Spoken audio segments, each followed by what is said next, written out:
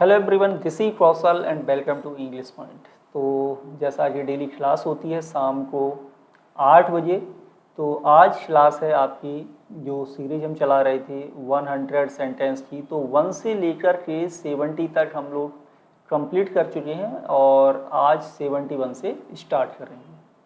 तो sentence number 71 में है, if you blow a candle it dash, go out होगा, गो ऑन होगा, गो ओवर या गो डाउन।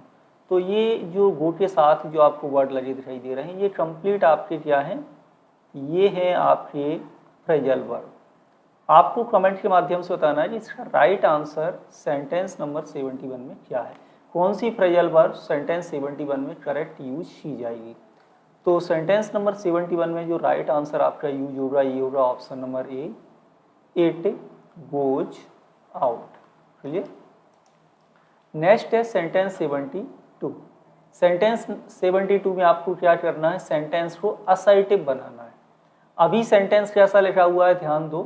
तो सेंटेंस लिखा हुआ है, if only I could win the first prize, और एक्सक्लेमेशन मार्क लगा हुआ है लास्ट में। आपको बताना है कि इसका असर्टिव सेंटेंस कैसे होगा ये। तो पहला ऑप्शन है आपका, do I alone deserve to win the first prize, question mark है। असर्टिव क्या होता है, असर्टिव का मतलब दो तरह के सेंटेंस होते हैं। असर्टिव का मतलब होता है कि सेंटेंस या तो वो अफर्मेटिव बनेगा या फिर वो सेंटेंस निगेटिव बनेगा। यानी कि असर्टिव सेंटेंस दो तरह की होती है, अफर्मेटिव और निगेटिव। तो इंटेरोगेटिव तो नहीं होगा। ऑप्शन नंबर 4 देखो, इज विनिंग, क्वेश्चन मार्क है, ये नहीं होगा। अब बताना है राइट आंसर, ऑप्शन नंबर 2 और 3 में से क्या होगा राइट आंसर। तो यहाँ पर आप ध्यान से देखें तो my greatest ambition is to win the first prize, जो मेरी एम्बिशन है वो क्या है, फर्स्ट प्राइज को जीतना। तो ये करेक्ट असर्टिव सेंटेंस है सेंटेंस 72 का। नेक्स्ट है सेंटेंस नंबर 73। यहाँ पर है, who doesn't like to be happy, इसको आपको बनाना है असर्टिव सेंटेंस। तो देखो ये है तो इंटेरोगेटिव सेंटेंस, लेकिन इस तरह के जो क्वेश्चंस होते हैं हम इन्हें रेटोरिकल क्वेश्चंस बोलते हैं। इनमें क्या होता है कि इनमें जो आंसर होता है वो इन्हीं के अंदर छिपा हुआ है।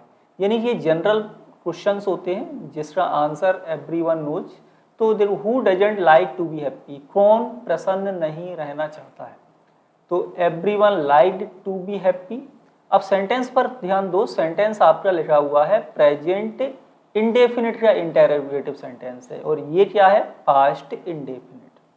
दूसरा है everyone didn't like to be happy, तो ये क्या हो गया, इसको भी आपको नहीं बनाना है, ठीक है। तीसरा क्या है, everyone doesn't like to be happy. अभी मैंने बोला आपको कि जो रेटोरिकल क्वेश्चंस होते हैं ना, ये क्वेश्चंस ऐसे होते हैं जिनमें आंसर छिपा होता है या हर कोई जानता है। जैसे मैं ऐसे बोलूं कि who don't know Mahatma Gandhi, इसका मतलब क्या हुआ, एवरीवन नोज महात्मा गांधी, यही तो मैं, तो क्वेश्चन में ही आंसर छिपा है। तो ठीक इसी तरह से इसका जो करेक्ट आंसर है ये है ऑप्शन नंबर 4 कि everyone likes to be happy.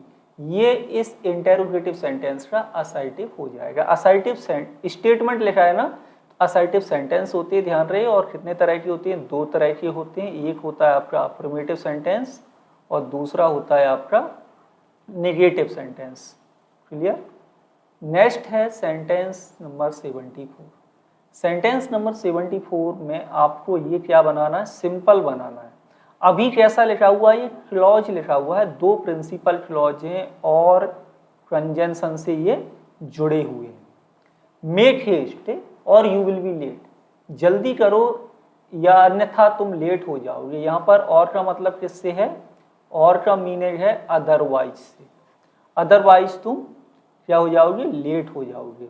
तो राइट आंसर क्या रहेगा, make haste to avoid being late, या if you do not make haste you will be late, if you make haste you will be on time, make haste if you don't. देखो simple sentence बनाना है, और ये क्या है, option number 2, option number 3, option number 4, ये आपके clause बन रहे हैं। सिंपल सेंटेंस का मतलब होता है कि एक आप प्रिंसिपल क्लॉज लिख दो, यानी कि एक आप सब्जेक्ट वर्ब और उसी में आप अपने सेंटेंस को फिनिश कर लो। ये कंजंक्शन वगैरह यूज नहीं होती है सिंपल सेंटेंस में, ध्यान रहे।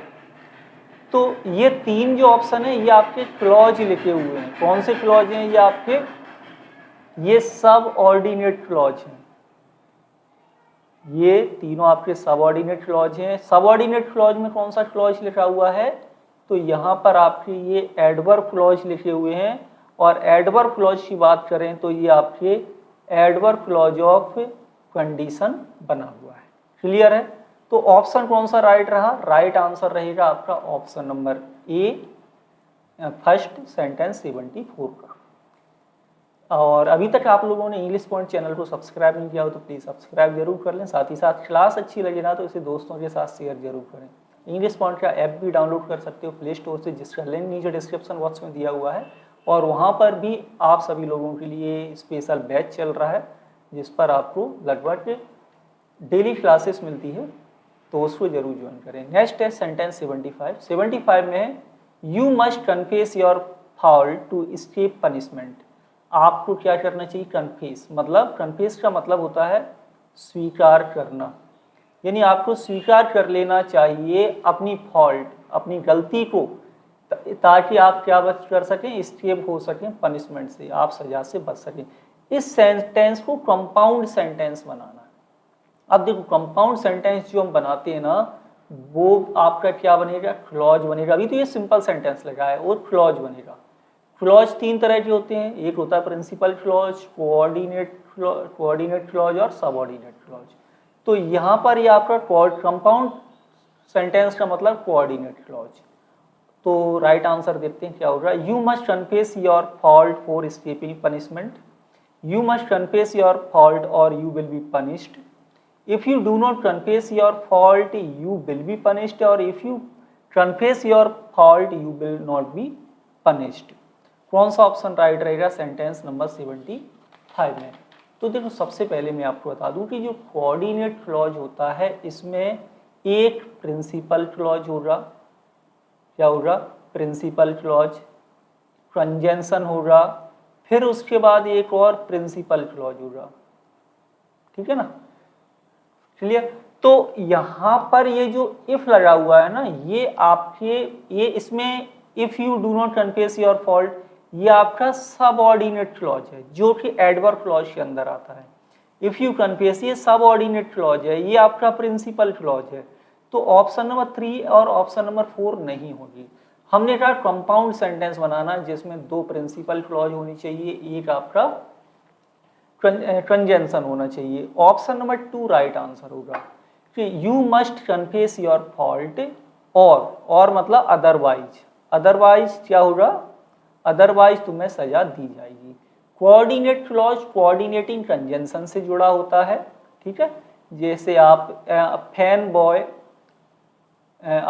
बॉय वाला फॉर्मेट याद कर सकते हो।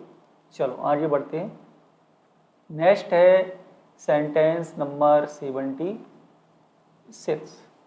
कि besides making a promise she kept it, यानी प्रॉमिस करने के साथ साथ, बिसाइड्स मतलब के अलावा सी केप्ट इट, उसने उसे प्रॉमिस को रखा भी। इस सेंटेंस को आपको कंपाउंड सेंटेंस बनाना है। ध्यान रहे कंपाउंड सेंटेंस मतलब कि आपको एक क्लॉज बनाना है। क्लॉज 3 तरह के होते हैं, प्रिंसिपल क्लॉज, कोऑर्डिनेट क्लॉज और सबऑर्डिनेट क्लॉज। जब भी कंपाउंड सेंटेंस बोला जाता है तो कोऑर्डिनेट क्लॉज आपका बनेगा। कोऑर्डिनेट क्लॉज भी 2 तरह के होते हैं, जिसमें आपका एक simple coordinate and correlative coordinate आता है। इनमें कोऑर्डिनेटिंग कंजंक्शंस का यूज होगा। 2 प्रिंसिपल क्लॉज होंगे, एक कंजंक्शन का यूज किया जाएगा। ऑप्शन देखें, she not only made a promise but also kept it, उसने प्रॉमिस रखा ही नहीं बल्कि उसे निभाया भी। Having made a promise she kept it, she made a promise to keep it, she made a promise so that she might keep it. देखो यहाँ पर सो दैट जो यूज हुआ ये आपका एडवर्ब क्लॉज में आता है, कोऑर्डिनेट क्लॉज में नहीं आएगा। ठीक है? इसके अलावा यहाँ पर आपका कोऑर्डिनेटिंग कंजंक्शन यूज नहीं हुआ, इसमें भी कोऑर्डिनेटिंग कंजंक्शन नहीं यूज हुआ। नॉट ओनली बट आल्सो आपका कोऑर्डिनेटिंग कंजंक्शन है, जिसे कोरिलेटिव कोऑर्डिनेटिंग कंजंक्शन में अंतर्गत आपका आता है। Option number first correct answer होगा। She not only made a prom, बस कंजंक्शन पर आप देखो फोकस कर लो। क्लॉज पढ़ना है तो बहुत ही सिंपल तरीके से मैंने पढ़ाए हुए हैं इंग्लिश पॉइंट ऐप में, आप लोग जा करके ट्राई कर सकते हैं। तो क्लॉज पढ़ने के लिए कुछ नहीं, कंजंक्शन पर फोकस करो, बहुत ही इजीली आपको ये सारी चीज़ें समझ में आ जाएंगी। तो यहाँ पर सेंटेंस नंबर 76 में जो करेक्ट आंसर है ये आपका ऑप्शन नंबर ए है, फर्स्ट। नेक्स्ट है सेंटेंस नंबर 77। यहाँ क्या बनाना है, कॉम्प्लेक्स सेंटेंस बनाना है। अब कॉम्प्लेक्स सेंटेंस को समझ लो क्या होता है। तो जब भी कॉम्प्लेक्स सेंटेंस बोला जा रहा है तो ये भी क्लॉज ही बनेगा। कौन सा क्लॉज बनेगा, मैंने कहा 3 तरह के क्लॉज होते हैं, principal clause, coordinate clause and subordinate clause. तो complex sentence subordinate clause के अंतर्गत आते हैं और सबऑर्डिनेट क्लॉज के 2 पार्ट होते हैं। एक होता है कि उसमें एक आपका प्रिंसिपल क्लॉज होगा, एक आपका सब ऑर्डिनेट क्लॉज होगा, ठीक है, कंजंक्शन यूज होगा। सबऑर्डिनेटिंग कंजंक्शन यूज होते हैं। यहाँ पर सेंटेंस पढ़ते हैं, हर साइलेंस प्रूव्स हर गिल्ट, यानी उसकी साइलेंस ने उसकी गिल्ट को प्रूव करता है। तो her silence goes on to prove her guilt, the fact that she silent proves her guilt, her guilt is proved by her silence, या she is silent and this proves her guilt. कौन सा option right होगा sentence number 77 में। तो यहाँ पर देखो and जो कंजंक्शन है सब कोऑर्डिनेटिंग में आता है, सबऑर्डिनेट का नहीं है। यहाँ पर आप देखो ध्यान से कि जो दैट कंजंक्शन यूज हो रहा है आपका, ये करेक्ट आंसर है।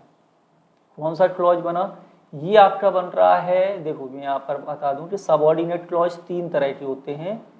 कौन कौन से, तो ये 3 है आपके, एक होता है नाउन क्लॉज, एक होता है एडजेक्टिव क्लॉज, एक होता है आपका एडवर्ब क्लॉज।